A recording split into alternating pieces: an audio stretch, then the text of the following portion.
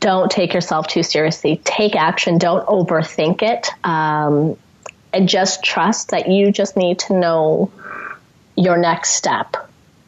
And, the rest will start unfolding. Just one step. Just focus on that one step. This is The Entrepreneur Way with Neil Ball. Unlocking the secrets of successful entrepreneurs 7 days a week. Subscribe to our podcast and follow us on Twitter at Neil D. Ball. Napoleon Hill said the power of the mastermind is the driving force. To discover how you can unlock the potential in your business using the power of a mastermind, go to mastermindunlimited.com. And now, here is your host, Neil Ball. Hello, it's Neil Ball. Thank you so much for joining me today on The Entrepreneur Way. The Entrepreneur Way is about the entrepreneur's journey, the vision, the mindset, the commitment, the sacrifice, failures and successes. I am so excited to bring you our special guest today, Demi Karpouzos. But before I introduce you to her, I have a quote for you. Richard Bach said, "You don't want a million answers as much as you want a few forever questions. The questions are diamonds you hold in the light. Study it a lifetime and you see different colours from the same jewel." The Entrepreneur Way asks the questions so we all get the insight, inspiration and ideas to apply in our businesses. Demi, welcome to the show. Are you ready to share your version of the Entrepreneur Way with us? I am so ready. I'm so excited. Demi, thanks for coming on the show. I really appreciate it. Demi Karpouzos is a business mentor, published author, and tell-all speaker. She works with entrepreneurs who want a full client roster, a spacious schedule, and a cushy bank account, but consistently let fears, doubts, and insecurities stop them from putting themselves in the spotlight and making the money. Demi shows her clients how to spawn new leads and then teaches them how to market to those leads so they turn them into paying clients. Demi, can you provide us with some more insight into your business and personal life to allow us to get to know more about what you do and who you are? You bet. So essentially, I help entrepreneurs get more clients and make more money by helping them create a marketing plan that taps into their natural strengths and makes them more visible. And we focus a lot on building an email list full of warm leads. And so that's I guess, what I do in a nutshell. And then when it comes to my personal life, and I think a lot of entrepreneurs will be able to relate when I say that the lines are blurred between my business and my personal life. That being said, I am a lover of life. I love traveling. I'm a big geek. I love reading. I'm a voracious reader. I love being in nature. Let's see, my siblings are my best pals, and I have a fur baby who goes everywhere I go. So, Demi, you said that you help people build warm email lists. How do you do that?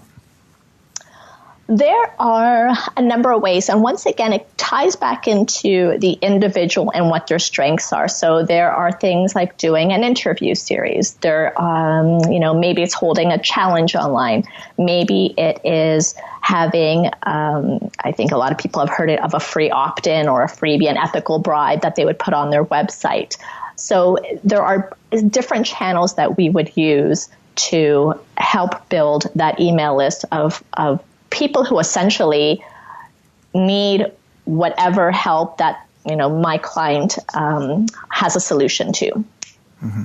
So you are a business mentor. Is that the same as being a coach, or is that different? That's a great question. I think it's different, and I'll tell you why. Because a business coach tends to ask questions and has the person come to their own conclusions. So they guide them. I tend to just tell people what to do. I guess I'm a bit of a bossy pants.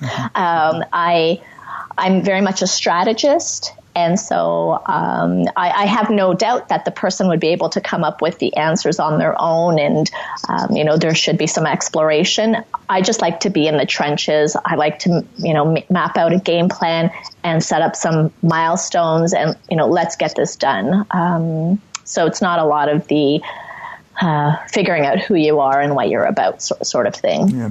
So as a business mentor, what types of things are you advising people on? I think primarily it is the number one thing that I see with the people that come to me is really honing in on who they're helping. And so the messaging around that or the writing copy or speaking in a way that resonates with their intended audience. I think a lot of people miss the mark on this. And so they end up, their messaging, like whether it's copy on their website or if they're doing a presentation, they're doing a webinar, whatever it happens to be, the message is diluted because it sounds very generic and they're not really speaking the language that their audience speaks. So that would be the first thing that I notice when I'm working with people.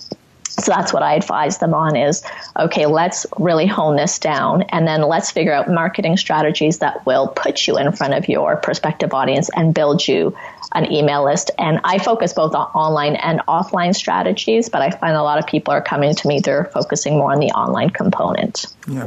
So am I right in understanding then that it's sort of marketing-based business mentoring that you do, or do you do more than that? No, you're absolutely correct. It's more of a marketing. There is some of the confidence building as well. But yeah, for the most part, it's marketing. So what do you enjoy most about what you do, Demi?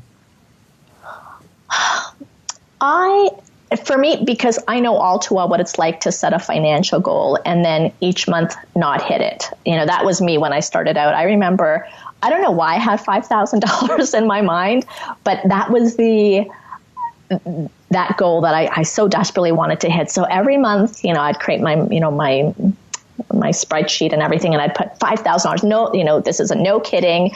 I'm going to do this month. And then inevitably the end of the month would approach and I was nowhere near that goal. So now my greatest joy comes from helping my clients get to their financial goal each and every month. And at some time, sometimes they exceed that as well. So that's what I enjoy most, is helping them create a plan and helping them stick to that plan and then hitting those financial goals. Mm-hmm. So when you talk about helping them create a plan, what does that involve? It's first finding out, what do they do? I typically work with service-based entrepreneurs. And so we package that all together and then we create a marketing plan. So, how are we going to get them in front of, as I mentioned before, their prospective clients, and then creating a funnel essentially. So a way to provide value and service to people on a free level, and then funnel them down, which, the low hanging fruit. So something of a low priced item, and then a mid priced item, and then their higher priced item. So it's creating a whole funnel system for them. Yeah. And what is it that drives you? My belief is that life is meant to be enjoyed and lived fully. And my business provides, I'm very grateful, both time and money freedom. And I want as many people as possible to experience the same. So that would be what drives me, is being able to pass that on or share that with other people as well. And when you're not working in your business, how do you relax? I love spending time outdoors. So whether it's hiking with my dog, golfing, grabbing a book and sitting outside. I haven't met a beach that I haven't enjoyed. I love naps. And my business actually, and I'm sure you and other entrepreneurs can relate, I don't find it stressful for the most part. I'd say 90% of the time it's something I enjoy doing. So I don't really look to getaway, although I probably should make more of an effort to draw a line where I close up shop and spend time doing things other than business. But yeah, I think those would be the top things that I enjoy. Do you have any entrepreneurial role models, Demi? I love this question. I've never been asked this question. So I have a few, and it's funny because when I'm thinking about this, they all have one thing in common. So I'll tell you who my entrepreneurial role models are. So the one person, her name is Ash Amberger, and her company is called the Middle Finger Project. And then the other gentleman, his name is Rich Roll, and I think his website is richroll.com. And I've found that I gravitate toward people who are not following what everybody else is doing in terms of marketing. They're marching to their own beat, and they're very people-centric, and they're very transparent. They're very authentic. They put their own spin on things. I find that that's what I'm attracted to. People who are making waves on their own terms. So I would say those two people are my entrepreneurial role models. Thank you for that. Demi, what I'd like to do now is talk to you about the time before you were an entrepreneur. What difficulties did you have to overcome when you started your business? I would say the biggest one was my insecurities. Not insecurities, I guess that would be the wrong word. Wanting or feeling shy, not feeling confident. I guess that would be the best way to put it. A lack of confidence.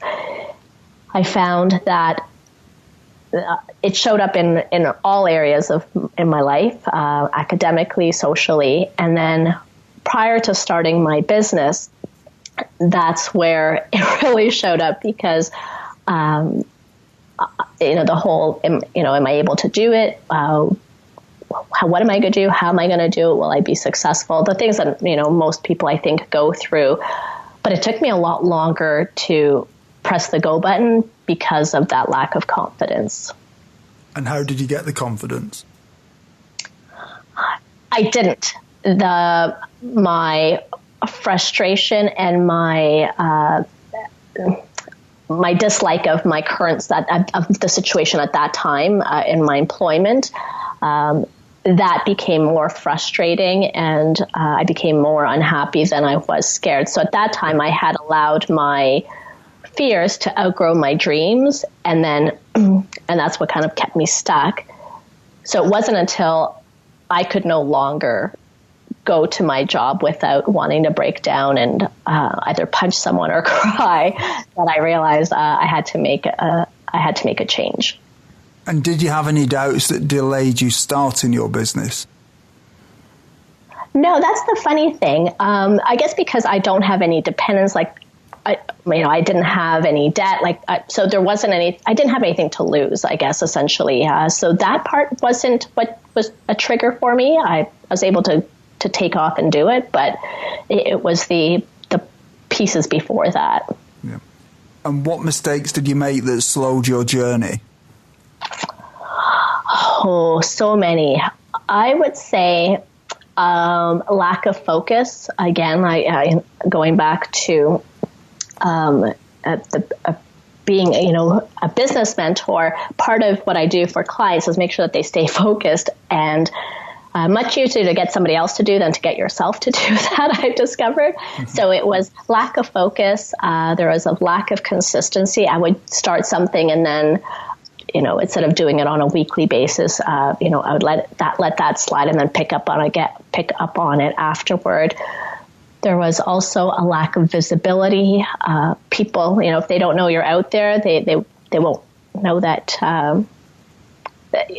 who you are and what you do, so they won't be able to purchase from you or work with you, depending on what your industry is. So I'd say those were the biggest ones, was the lack of visibility, hiding behind my computer screen, lack of focus, and lack of consistency.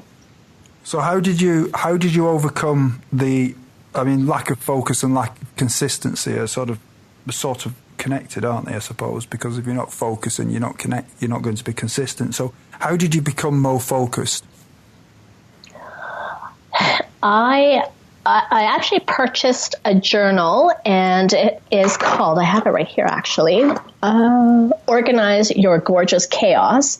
And it's structured in 90-day chunks, and you literally do a brain dump, and then you extract 3 things you're going to do no matter what. So it helped me. I'm a big, to-do list person, and I love the sense of accomplishment when you get to check things off the to-do list. But this helped me really hone in on what was important. So as before, I was just doing things to be busy as opposed to being productive, whereas this journal allowed me to visually see, okay, that if these are what my goals are for this quarter, then, and these are the 3 things that I must do, then let's work backwards. And so I just by practice started honing in on what was going to get me closer to my goal and saying no to everything else. And it wasn't easy at the beginning. It's a muscle that I had to build. But sure enough, it does pay off. So it will work. What are some of the things that you did before you started your business that would be helpful tips to some of the listeners who haven't yet taken the first step on the entrepreneur way? I would recommend if someone doesn't know what they want to do, then, and that was where I was at that point, I just made a list of all the things that came naturally to me, things I enjoyed, things I didn't enjoy. Like I just did a big brain dump.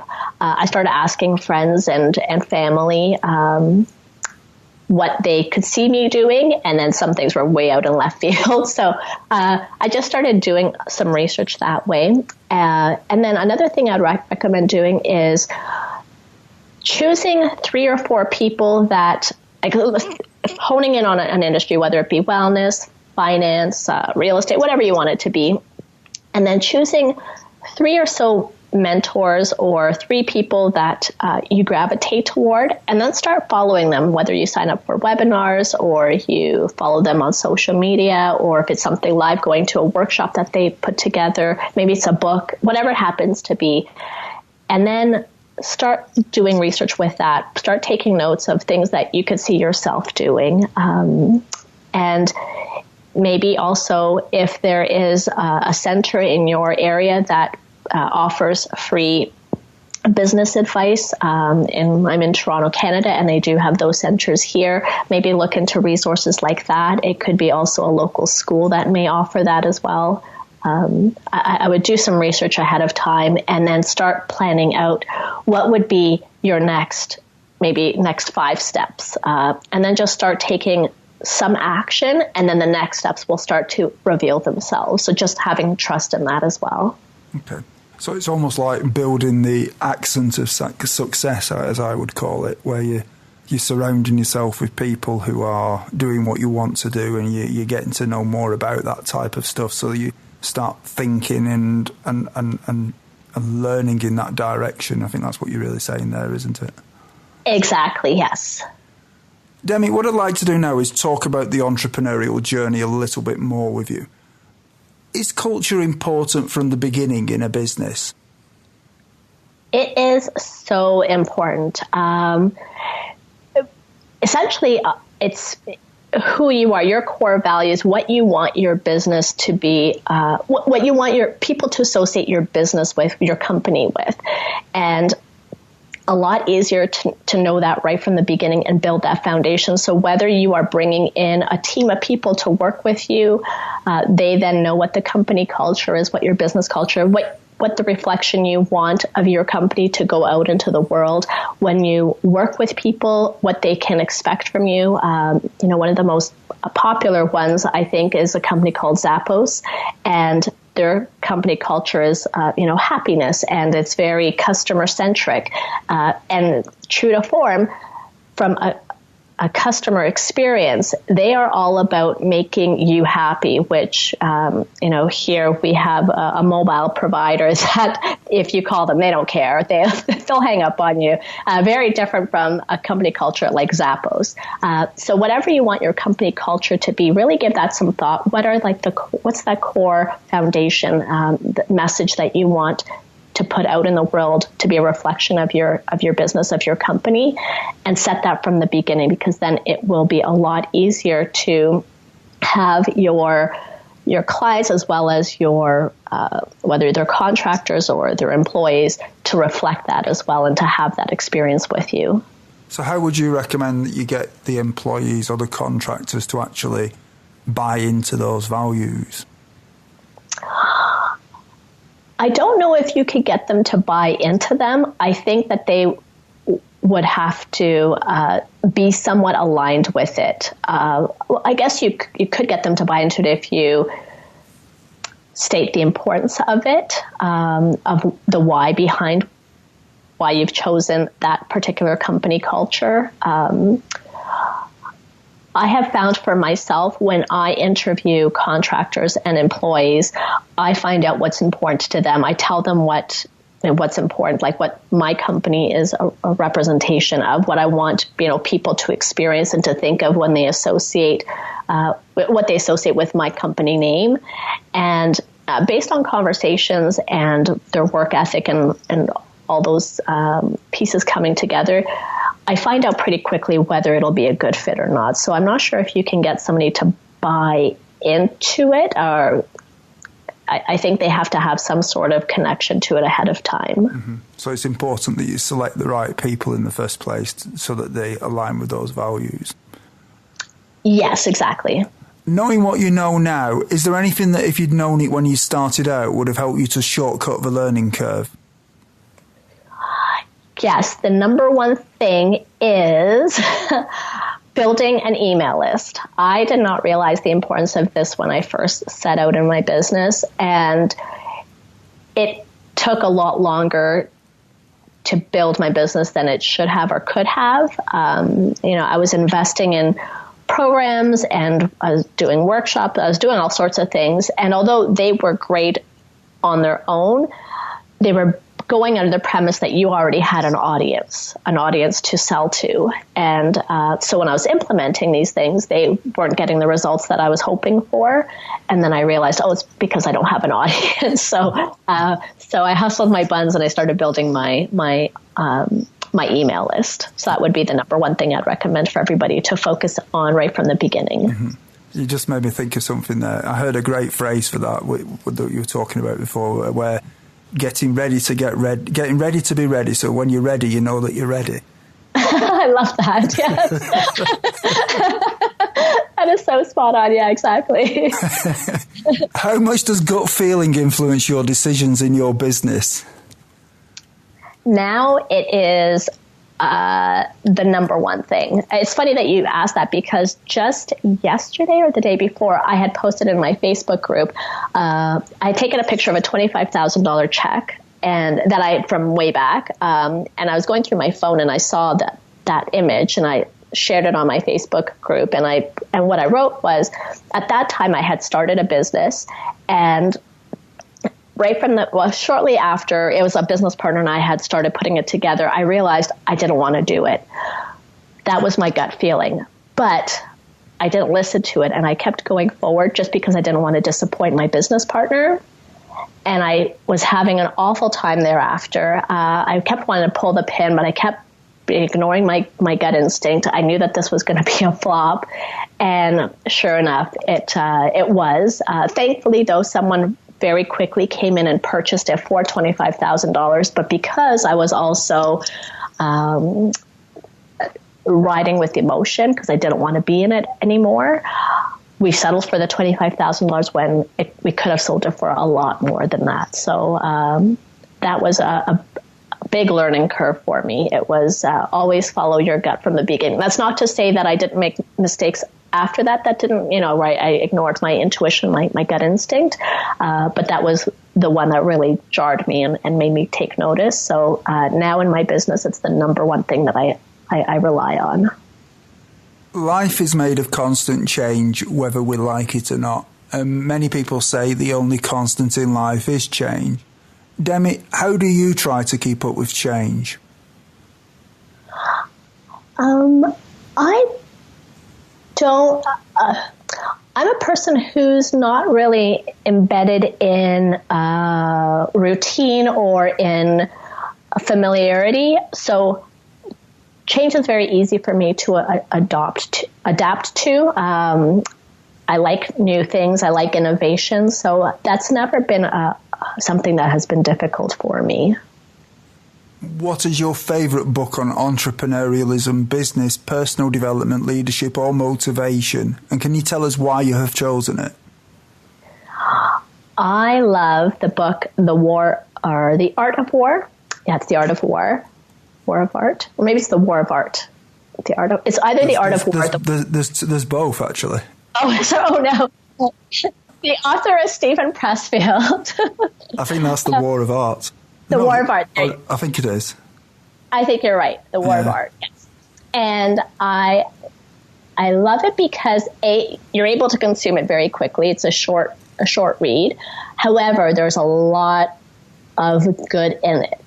He talks about the premise of it is that our procrastination, our any addictions we have, it's all rooted in resistance, and that when you find yourself not taking action, or when you're not consistent, or when you're not focused, or when whatever happens to be, and I'm guarantee you that you'll find something in it that will resonate with you, that it's all about resistance. We're resisting something, and it just shows up in a bunch of different ways. And it really made me aware of my own behaviors on a day-to-day basis, and recognizing, that actually isn't, it's an excuse. It's stemming back to the resistance piece. Why am I resisting this? And then kind of unraveling that and then taking action anyway. Okay, thanks for recommending that, Demi. Quite a few people recommend that book. It's quite popular.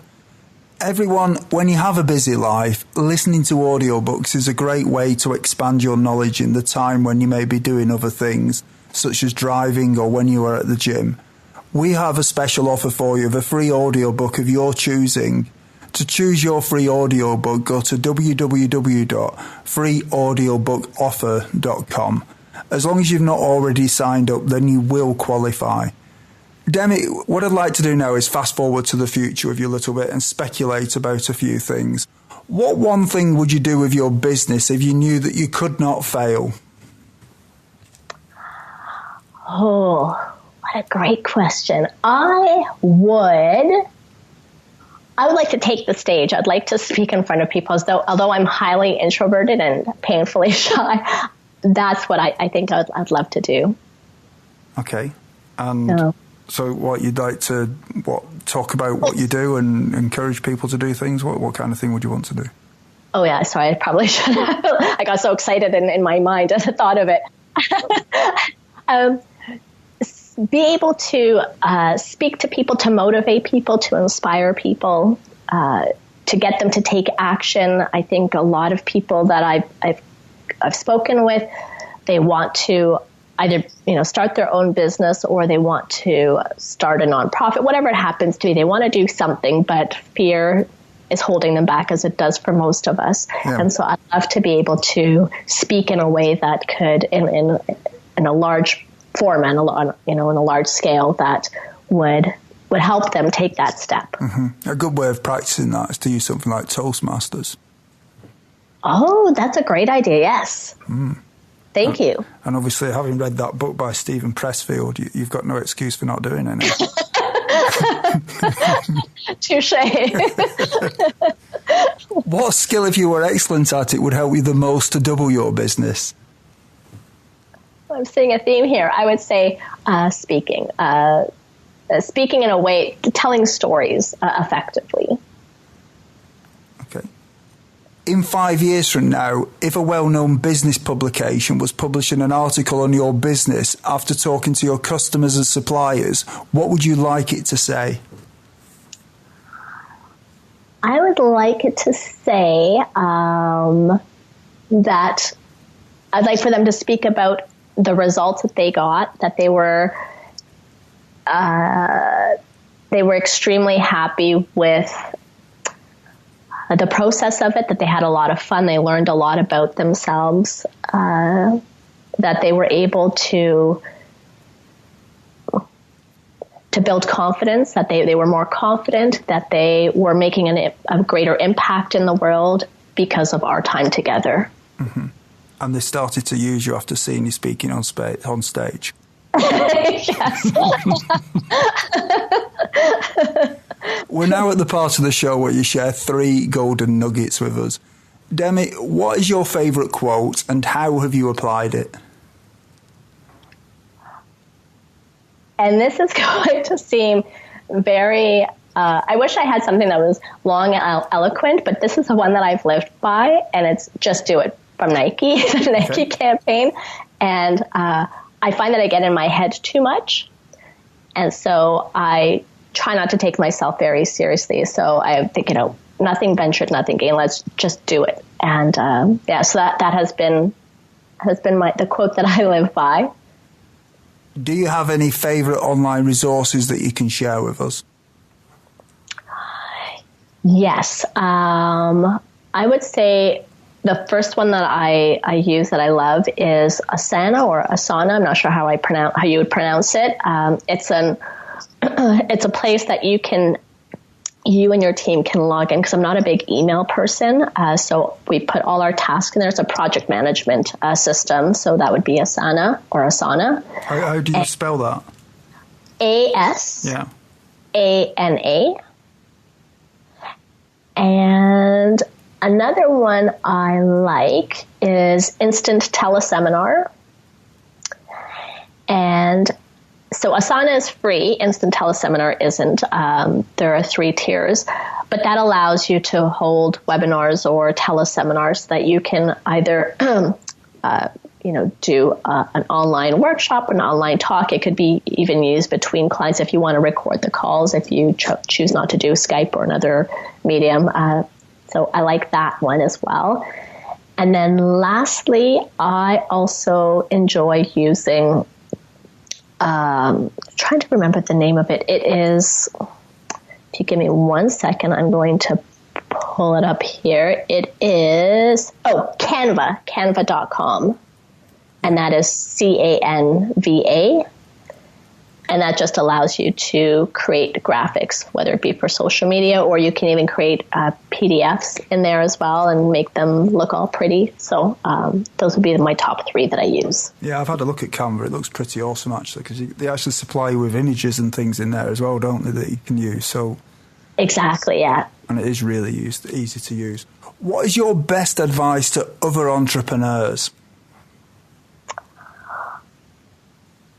Don't take yourself too seriously. Take action. Don't overthink it. And just trust that you just need to know your next step. And, the rest will start unfolding. Just one step. Just focus on that one step. And, that would be the advice that I would give to entrepreneurs. Oh, and if I also may, build your email list. So those would be the 2. Everyone, if you didn't manage to get a note of Demi's favourite resource or her favourite book, you can find the links on Demi's show notes page. Just go to theentrepreneurway.com and search for Demi or Demi Karpouzos in the search box. Demi, is there anything else that you'd like to add about your business? I would just like to let people know that whether it's myself or another business mentor, go on different websites, and there's, people usually have some free resources, especially if you're just starting out. I can appreciate that our budgets may be a little tighter than what we want them to be. So check out to see some free resources, but don't get inundated. Don't overwhelm yourself. Just choose 2 or 3 things that you can use and implement right away. So if you, whether it's, my site or somebody else's site, whatever resonates with you, look to see what kind of little freebies that they have to offer and see if it'll help you. Thank you, Demi. Demi, it has been an honour having you on the show.